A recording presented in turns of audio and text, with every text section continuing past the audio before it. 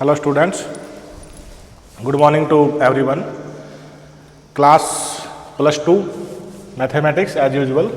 Exercise we will discuss exercise 4.4 today of NCERT books and topic will be minors and cofactors. बहुत ही important topic है आपका minors and cofactors. How to calculate minors and how to calculate or evaluate cofactors of a determinant. Cofactors of a determinant. Very simple.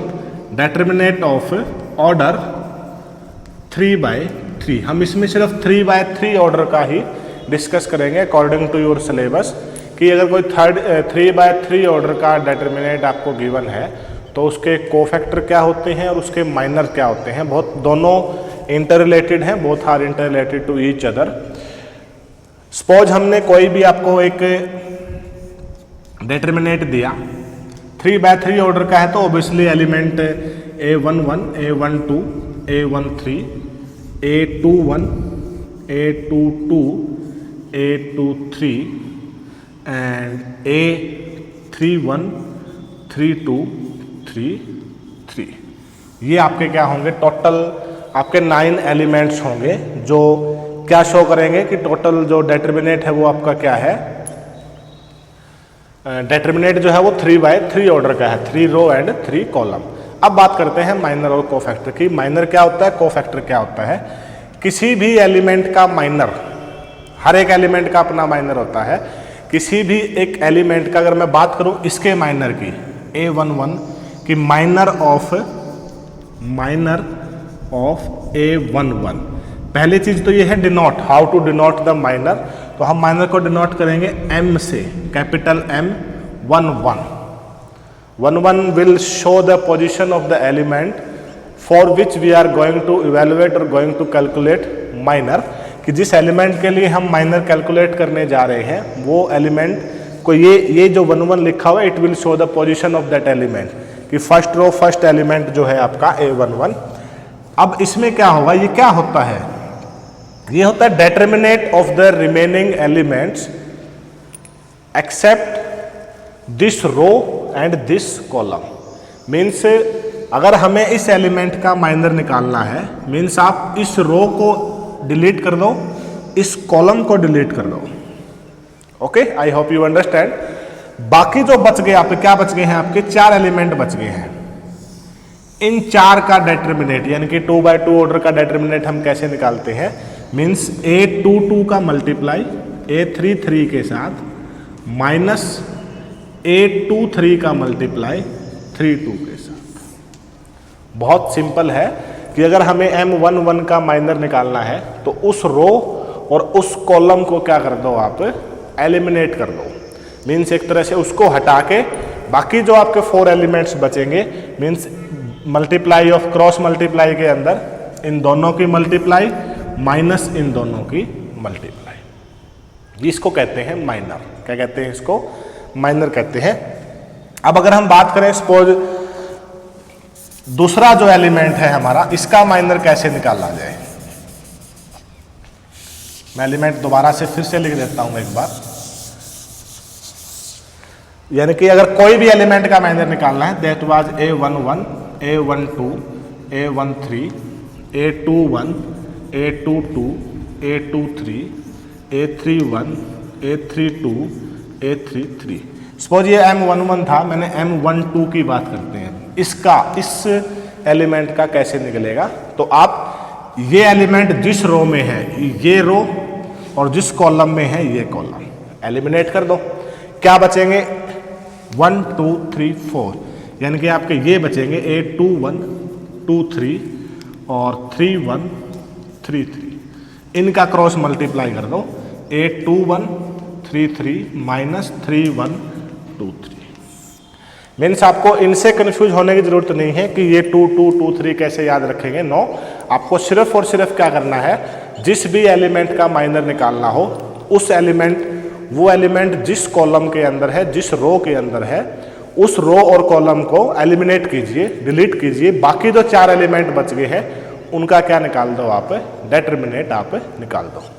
I hope आप समझ गए होंगे बहुत अच्छी तरह से। सपोज हमें M31 निकालना है ये वाला, तो हमें क्या करना होगा, फिर हमें करना होगा इसको एलिमिनेट और इसको एलिमिनेट।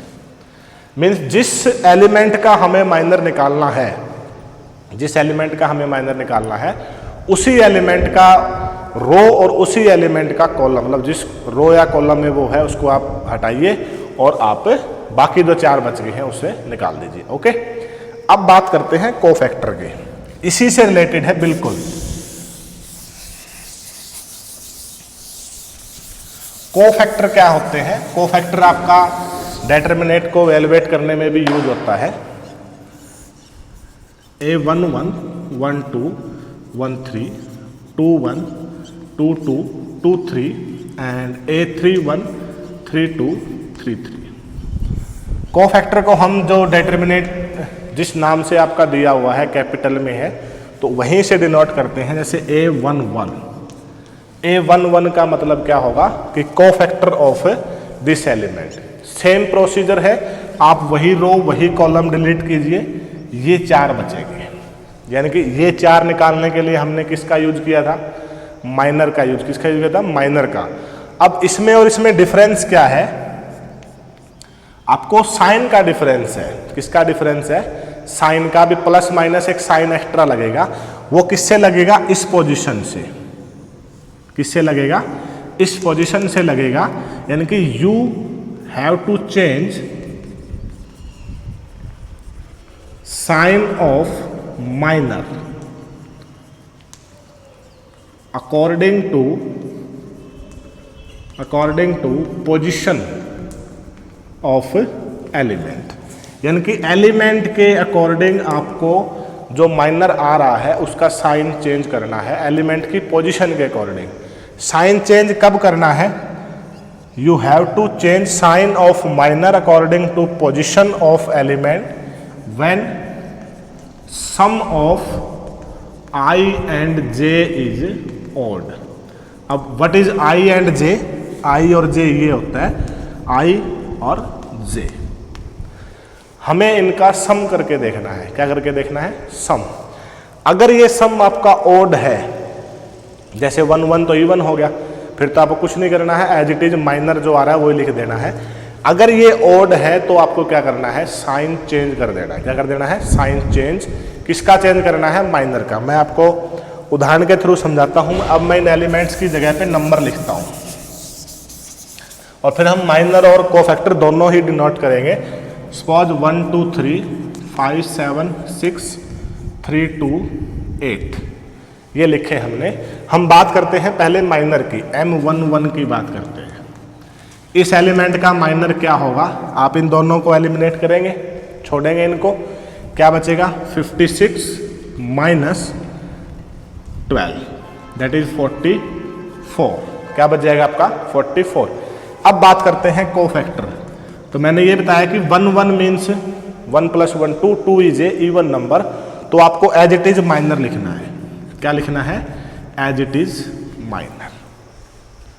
यानी कि कोफैक्टर को भी कैलकुलेट करने का तरीका सेम है कि अगर आपको इसका कोफैक्टर कैलकुलेट करना है तो आप ये रो और ये कॉलम एलिमिनेट कीजिए, बाकी जो 4 एलिमेंट बच गए हैं उनका डिटरमिनेंट निकालिए और डिटरमिनेंट निकालने के बाद कोफैक्टर में चेंज क्या करना है? अगर आप जिस एलिमेंट का निकाल रहे हैं वो इवन पोजीशन है उसकी, मीन्स i + j अगर इवन है तब एज इट इज साइन रहेगा। अगर ये ऑड है तो आप साइन चेंज कर देंगे। ऑड का मैं आपको करके दिखाता हूँ कैसे करेंगे। देखिए, जैसे हम मान लीजिए इसकी बात करते हैं, इसकी पोजीशन क्या है? 2 1 है। क्या है पोजीशन? 2 1 है। तो हम M21 निकालते हैं, इसका कोफैक्टर निकालेंगे। तो इसका अगर जब हम कोफैक्टर निकालेंगे तो इसको एलिमिनेट करेंगे। ओके, आपके 4 एलिमेंट कौन से बचेंगे? 2 3 2 8। क्या बचेंगे? 2 3 2 8। मैं बात कर रहा हूँ इस एलिमेंट की, M21 निकालने की। तो 8 × 2 16 माइनस 3 × 2 6। क्या आ जाएगा आपका? 10 आ जाएगा। अब अगर हम बात करें इसका कोफैक्टर निकालने की, A21, क्या निकालने की? कोफैक्टर निकालने की। तो अगर कोफैक्टर की बात करेंगे तो मैंने क्या बताया था? साइन चेंज करना होगा। कब? जब ओड होगा। 2 + 1 क्या हो रहा है? 3 हो रहा है। ये +10 है तो यहाँ क्या हो जाएगा -10। Very simple. ओके, ये था आपका माइनर और कोफैक्टर के बारे में। अब एक छोटा सा इसके अंदर और है टॉपिक, बहुत आसान सा एक्सरसाइज है, आप आसानी से इसको कंप्लीट कर लेंगे।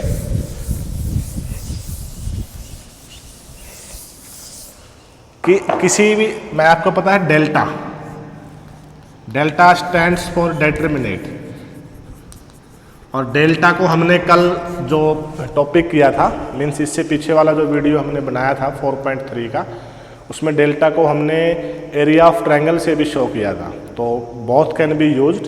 तो delta means determinate using cofactor. Cofactor का यूज करके हम डिटरमिनेट कैसे फाइंड आउट कर सकते हैं? तो ये देखिए बहुत सिंपल है। व्हेन वी मल्टीप्लाई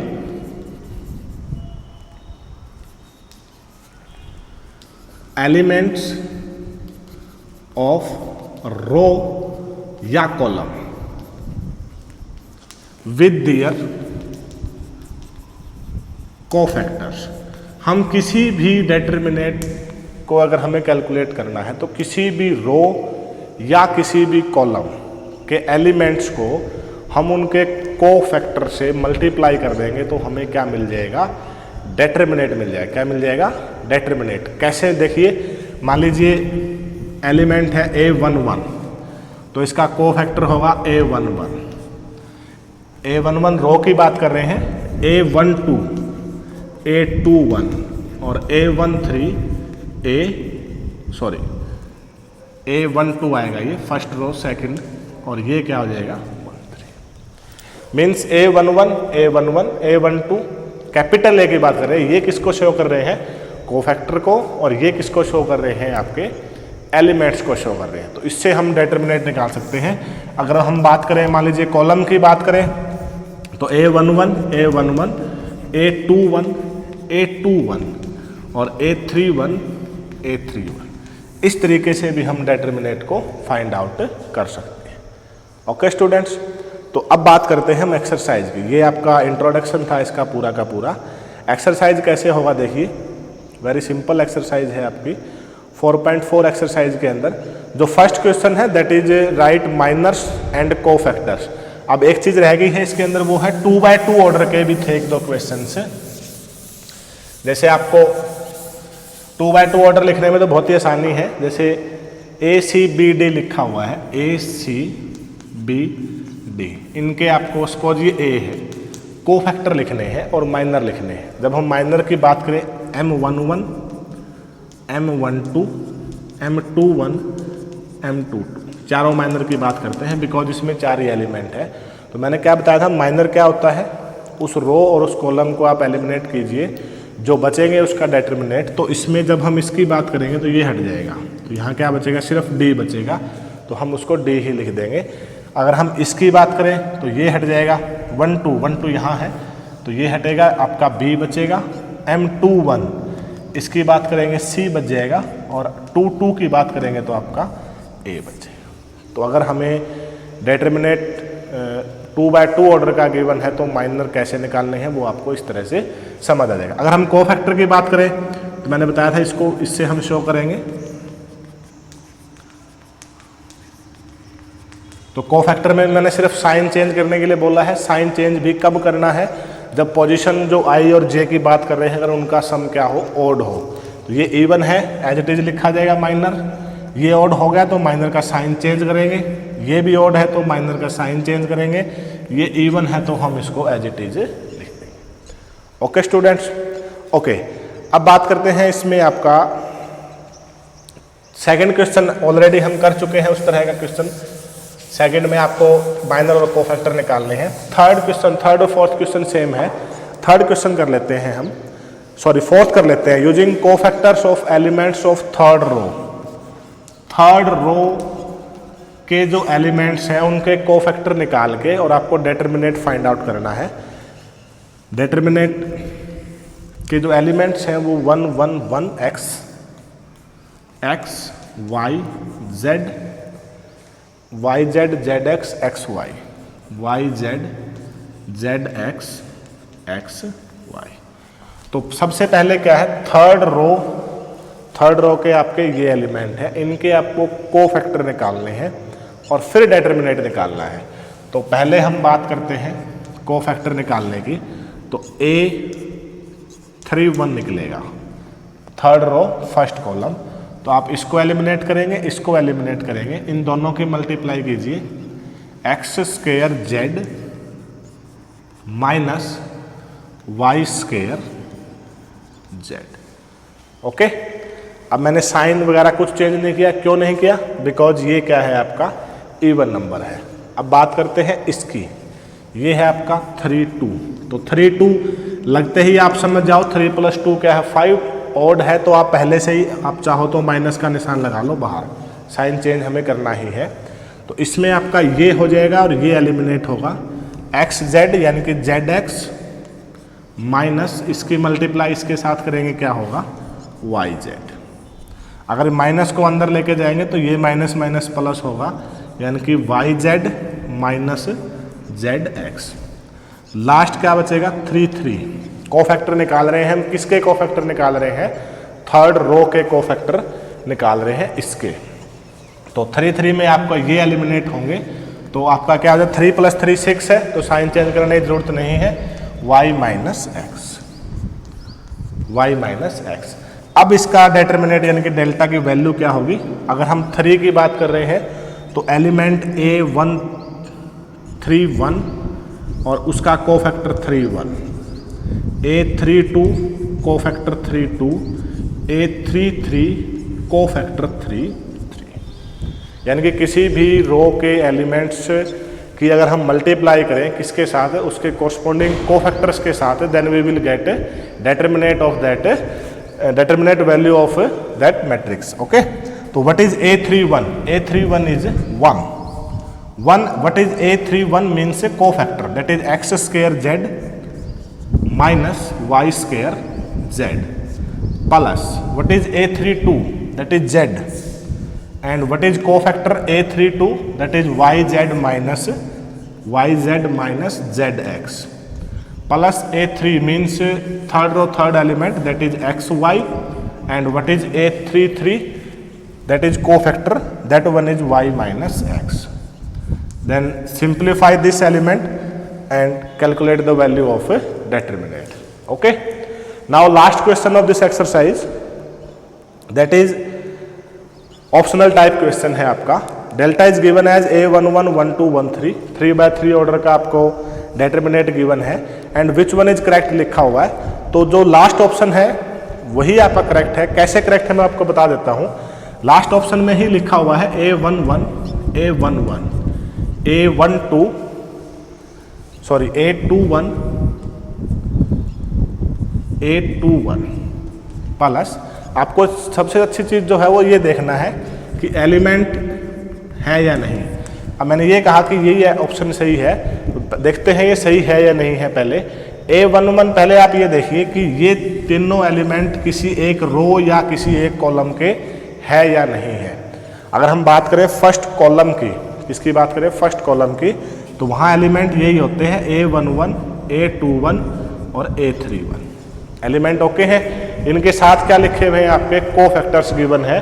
तो ये A11 कोफैक्टर A21 और A31 means this option is correct for calculating determinant of this using cofactors. तो ओके स्टूडेंट्स, ये आपका टॉपिक था माइनर्स एंड कोफैक्टर्स का। NCERT की बुक से हम ये टॉपिक कर रहे हैं और एक्सरसाइज 4.4 इसमें आपका कंप्लीट होता है। Okay, thanks and have a good day.